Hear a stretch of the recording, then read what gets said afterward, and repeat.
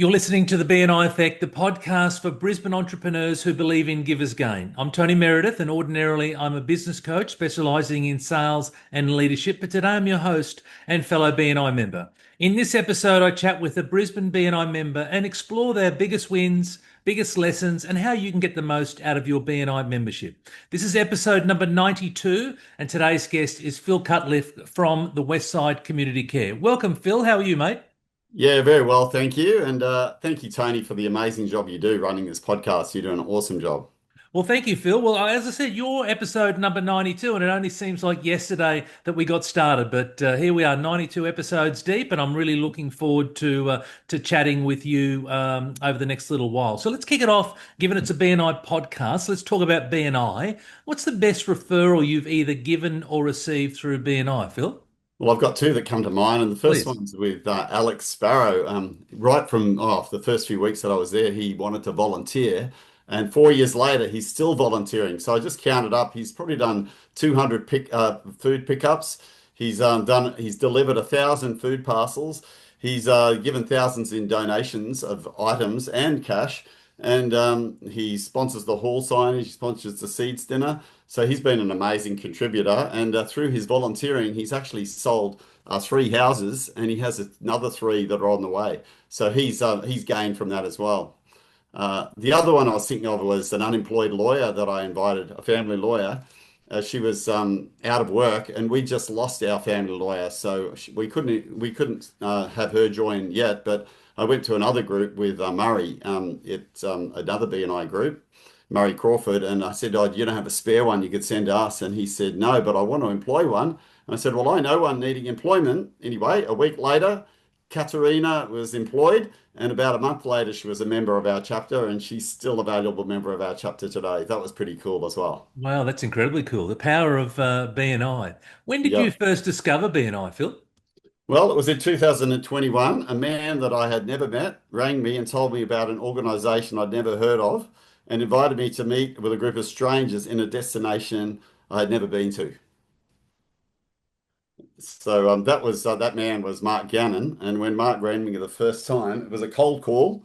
And I was initially, quite suspicious of what this was all about. But he explained the network, and it was all about helping other businesses, how they wanted to sponsor a charity, and it captured my interest. And I he said, he just simply asked, "Would you like to just come along and check it out one Friday morning?" I agreed to visit it, and actually felt excited and privileged to be considered to be part of it.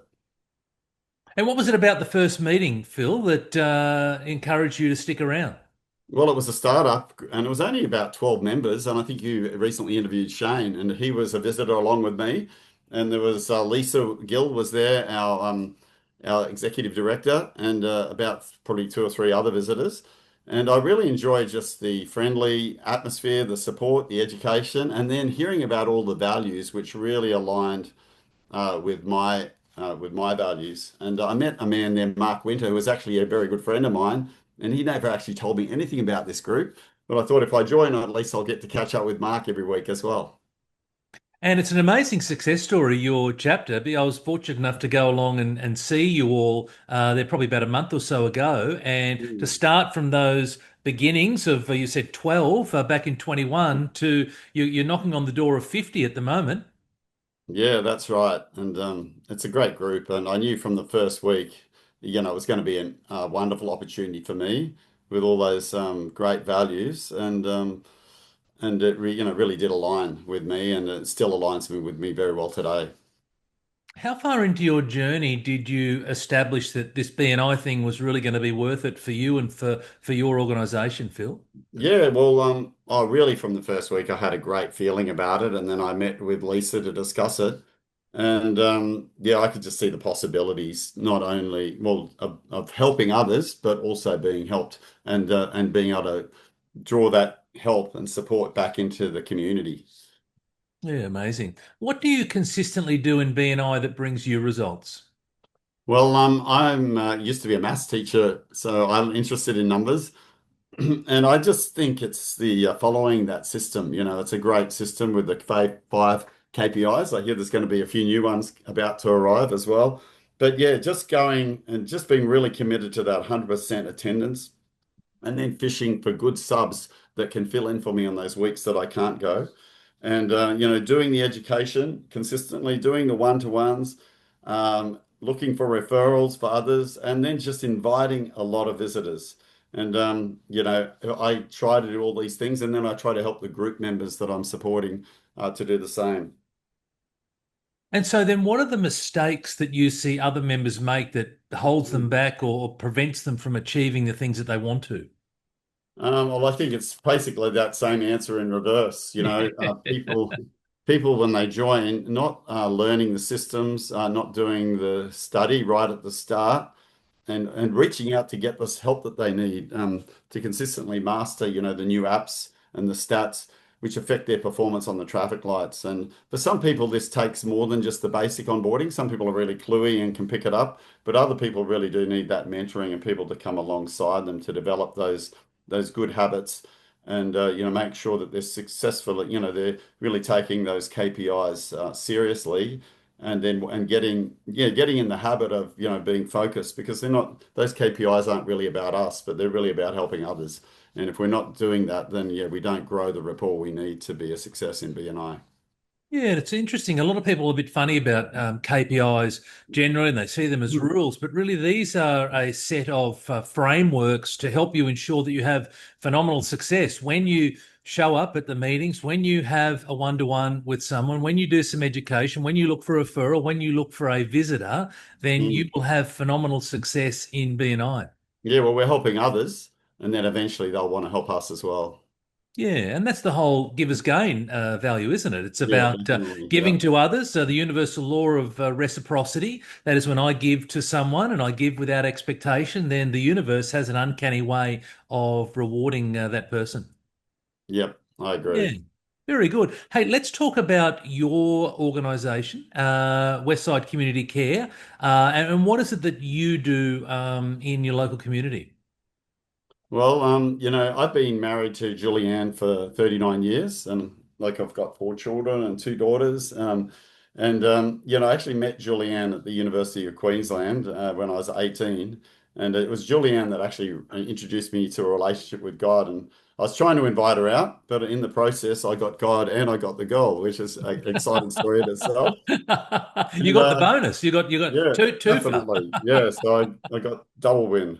So I taught music and maths for a few years, and at the age of 30, I moved my little family out to Springfield to start a church family, and within a few months we started the charity, which really was and continues to be largely a pay it forward type of charity. And so the church and the Westside Community Care have grown, and they've really brought blessings to like thousands of people in the community over that time through that pay it forward mentality. And I know I've been helped personally, to develop the vision for my life through all of this. Learning to receive God's love, learning to reflect it back to Him, but reflecting it out into the to one another, but especially out into lost and hurting people to help them find the love that they need in Christ.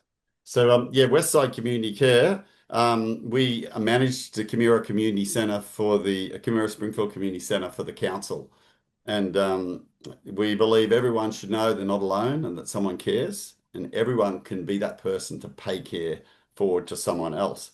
And yeah, so as a result, we keep up that giver's gain, that paying it forward through donating. You do doers, donors, and door openers is what the BNI mantra is, and I really do believe in that. And yeah, people using their gifts to help one another and to lift our community, and just reflecting that love out to one another and out into the community. Look, I've have firsthand been out to your centre, as you know, and seen what it is that you and the team out there do, and I just think it's simply wonderful, Well, thank you And very much, because really the team is people like you, and everybody just using their gift to chime in, and it just multiplies the blessings. yeah, yeah. What is it that makes your organisation different from others, Phil? Well, most BNI organizations and organizations are businesses, but we're not a business, and we exist really purely to serve the community. And so many of our services are either free or at minimal cost, like $5, $5 recommended donation, something like that. Mhm. And we have a growing army of volunteers giving back. And we have a Facebook network called Westside Community Care, and it has 20,000 members of people looking for help, but also people wanting to give help to others. So, we cut ourselves out of the loop most of the time, which is great. And now I've got this huge BNI army of hundreds of members that I know that also want to be, contributing back into the community. So it's absolutely fantastic. So I think that volunteer power is one of the huge differences, and also the fact that there isn't any, you know, the, we all need to receive an income, but in different ways. But most of my income isn't paid through Westside Community; it's paid through the church that I pastor. So it just removes that other agenda. But through all these volunteers, the span of care in the community just continues to grow. So we're not government funded, which is a good thing as well, in a way. It's nice to get an odd grant here and there, but that means when there's no grants, we just continue to do what we do, regardless. So we're not affected by, which government's in power. And it's just about people helping people, learning that path of unconditional love, and both the giver and the receiver. And it's really exciting when the receivers become givers also, and that's truly amazing. And so, what's a problem that your community face, and how do you guys help in that regard? Yeah, one of the biggest problems in the community, I think, is loneliness and isolation. And even before COVID, many people struggled with this. But with COVID, it just got a multiplied problem of people becoming more insular. And we help by just providing some of those supports, easy access ways for people to chime in back into the community without too much intimidation. And one of the greatest examples is through our daily food giveaways, where it's just a short interaction where people can come and get some free food in a friendly, fun way. We have like random draws and giveaways at the beginning to make it a little bit more fun and relaxing. I look a little bit crazy, so people don't think that they're so crazy.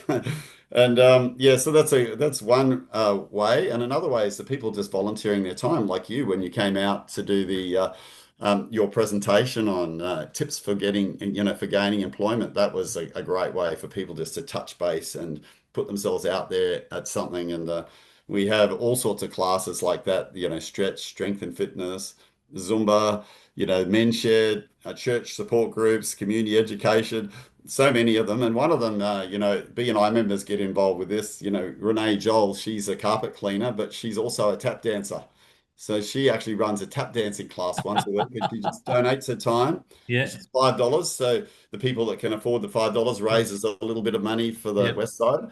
But she has about 30 or 40 people that are in her wow, network yeah, just gaining that support. And some of those yeah, people are, were very insular before, yeah. but yeah, out doing their tap dancing once a week with Renee, experiencing, her love and care, and the other members of the group wrapping around support around each other. Yeah, it's amazing. I've seen on Facebook you've got a hairdresser or a barber out there as well, Phil, that's doing haircuts for the community. Yeah, she's a hairdresser and she works in the city. I should try and connect her up with her Oasis. But some of her workmates volunteer in the city, but she thought, she'd rather volunteer closer to home, so Mm. it's not such a big commitment. So she donates an hour every week, and she does 6 or 7 haircuts every week completely for free. And a lot of people have benefited from that, and I've even benefited once myself as well. Very good. Yeah. Who and what is an ideal referral for you right now, Phil? Okay, an ideal referral for me is well, two of the most challenging times at the moment, like the families struggle with, is at Christmas time, because it can be a great celebration, but for struggling families, it can be a really pressured time because people want to get gifts for their kids. Yeah. They want to put food on the table. Mhm. And so that's one time. And the other time is back to school. Like it's so Mhm. expensive to send your kids back to school now with the Mhm. types of resources that you've got to Mhm. come up with. Free education isn't free because it costs a fortune Yeah. for all the laptops and school uniforms, and even the small amount of school fees is a pressure. So for me, yeah, we're doing 450 hampers.